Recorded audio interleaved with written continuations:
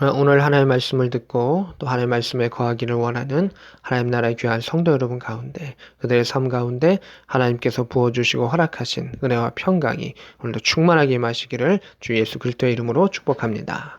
아멘.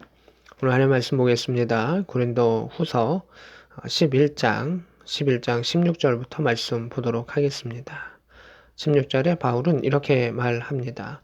나를 어리석은 자로 여기지 말라라고 이야기하지만 또 다시 보면 내가 조금 자랑할 수 있도록 어리석은 자로 받으라라고 이야기합니다. 바울이 이제 반어법을 계속 사용하고 있는데 내가 혹 어리석어 보일지라도 나에 대한 그 자랑들, 표현들을 좀 하겠다라고 하는 것입니다. 고린도 교회에 있을 때 바울은 계속해서 겸손하게 그리고 오해되지 않게 그 사역을 행했었는데 오히려 거짓 선지자들이 들어와서 바울이 행했었던 그 부분들, 그가 사도로서의 권위가 없었기 때문에 그렇게 한 것이다라고 오히려 반대로 모함했었던 일들이 많이 있고 바울을 계속 공격해서 성도들을 흔드는 일들, 또 거기에 성도들이 또 유혹을 받았었던 일들, 그것으로 인해서 복음의 사역들 가운데 어려움들이 있었을 때 바울은 그러면 내가 사도로서 또 내가 복음을 전하는 자로서 했던 일들이 어떤 일인지를 한번 이야기하겠다라고 하는 그런 내용들인 것을 보게 됩니다.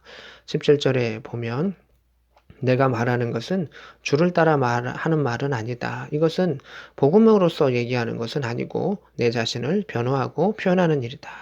오직 어리석은 자와 같이 기탄 없이 자랑하노라. 자랑하는 것은 사실 어리석은 자들의 몫이 고 그렇게 하는 것이지만 나 역시 이번 일들을 위해서 어리석은 자가 되어서 기탄 없이 이야기하겠다라고 말하고 있습니다. 18절에 여러 사람이 육신을 따라 자랑하니 나도 자랑하겠노라. 거짓 선자들이 와서 내가 이런 권위를 갖고 나는 이런 일을 행했습니다. 라고 거짓되게 이야기하는 사람들이 있었다라고 하는 겁니다. 그러면서 사람들은 거기에 미혹되고 그들의 말이 옳구나. 또 반대로 사도 바울을 의심하는 그런 사람들이 있었다는 것입니다. 20절에 누가 너희를 종으로 삼거나 잡아먹거나 빼앗거나 스스로 높이거나 뺨을 칠지라도 너희가 용납하는도다. 이렇게 되어 있습니다. 이것은 뭐 실제 그렇게 했다라고 하는 것이 아니라 영적으로 매임을 당하게 하고 또 그렇게 구속시키는 거짓의 복음을 통해서 구속시키는 그 부분에 대해서 어찌하여 순순히 응하느냐라고 하는 것입니다. 우리가 육체적인 부분들 가운데 피해를 보고 해를 당하는 것은 사람들이 민감합니다. 그러나 영의 부분 가운데 바르지 않은 것에 대해서 매임에도 불구하고 또 그것을 대해서 제대로 분별하지 못하고 또 피해를 입는 경우들이 있는데 바울은 그 부분을 지적하고 있는 것입니다.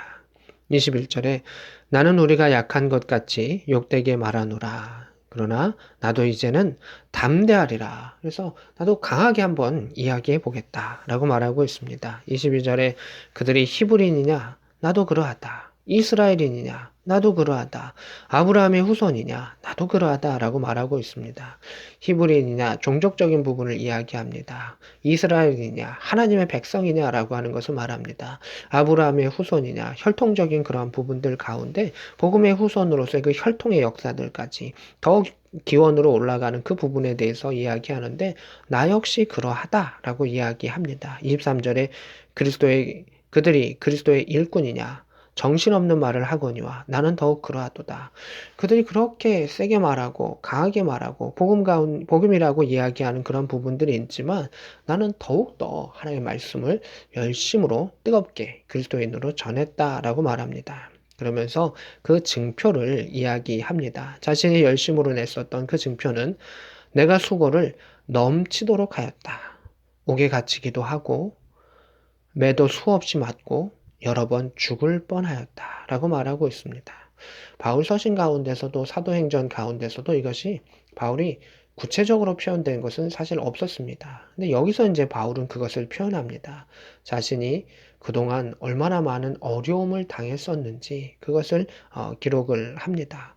많이 맞았고 또 여러 번 죽을 뻔하였고 옥에 갇히기도 많이 하였다. 성경에 기록되어 있는 옥에 갇히는 횟수는 그렇게 많이 되지 않습니다. 그러나 기록되지 않았던 옥에 갇힘의 일들이 더 많이 있었던 것을 보게 됩니다.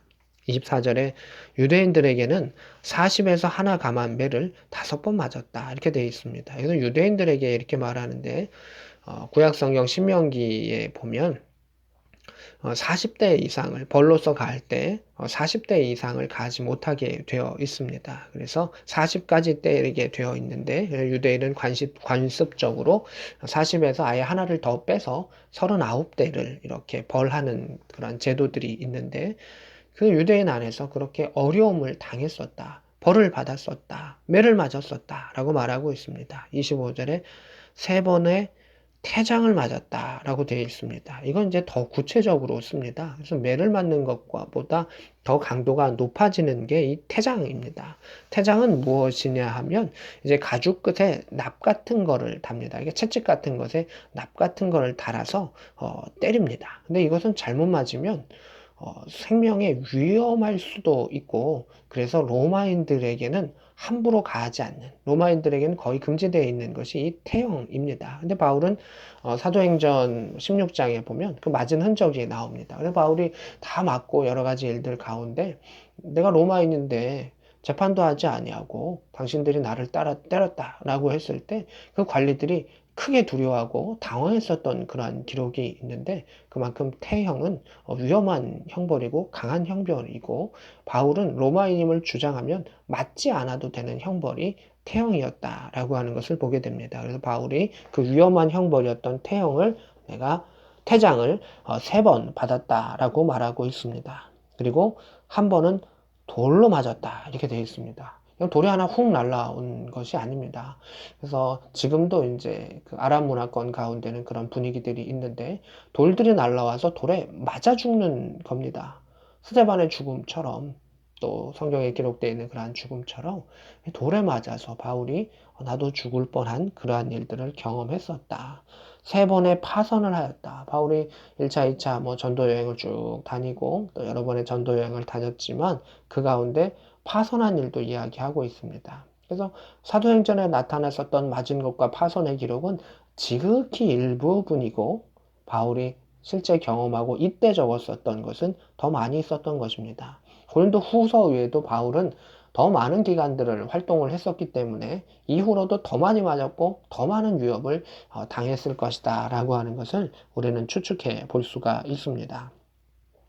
일주야를 깊은 바다에서 지냈으며 여러 번 여행하며 강의 위험과 강도의 위험과 동족의 위험과 이방인의 위험과 동족 가운데 있을 때도 위협을 당하고 이방인 가운데 있을 때도 위협을 당하고 시내의 위험과 광야의 위험과 뭐 물이던 또 광야던 또 바다 위에 있던 또 거짓 청제 중에 위험을 당하고 여러 가지 어려움을 당했다라고 말합니다. 27절에 또 수고하고 애쓰고 그 가운데 여러 번 자지 못하고 줄이며 목마르고 여러 번 굶고 춥고 헐벗었노라 이렇게 말하고 있습니다. 그래서 바울이 자신이 하나님에 대한 또 그리스도의 일꾼으로서 얼마나 열심을 내고 움직였는가라고 하는 것을 여기서 한번 기탄 없이 이야기하고 있습니다. 그래서 성경은 그 바울의 그 사도행전 가운데서도 바울의 그 고난에 대해서 주목하지 아니하고 고생에 대해서 주목하지 아니하고